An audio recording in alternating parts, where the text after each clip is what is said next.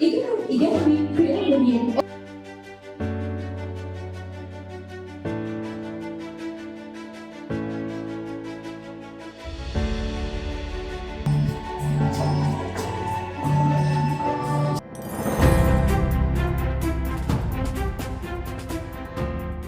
මේ ලංකාව දිහා බලපුවාම ලෝකෙ දිහා බලපුවාම මේ මත්ද්‍රව්‍ය කියන එක මිනිසාගේ ආරම්භයේ සිට පටන්ම පැවතිච්ච දෙයක්.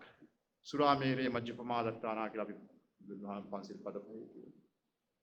පුරාණයේ ගත්තොත් යමක් කෑමෙන් හෝ බීමෙන් ඔබගේ මානසික ක්‍රියාකාරීත්වය වෙනස් වෙනවා නම් ඔබගේ නැවතීමට එපා කියලා තියෙනවා. අනිකුත් ආගම් වලත් තියෙනවා. මේ දේ අපි ඇත්තටම මත්ද්‍රව්‍ය කියලා කිව්වත් මේක වෛද්‍ය විද්‍යාත්මකව බැලුවොත් ඩ්‍රග්ස් කියලා හඳුන්වනවා. ඖෂධ. ඔය අයිස් පැකට්. දැන් අද අයිස් කිව්වහම නැත්තම් ඒ අයිස් ක්‍රීම් එක අයිස් බලන්නේ.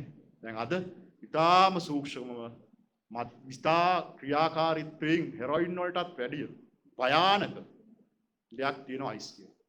කොහොමද අබින් කියන එකෙන් අපි හෙරොයින් කියලා ගත්තොත් පොපි සාකයෙන් තමයි මලෙන් ගෙඩියෙන් තමයි හදන්නේ.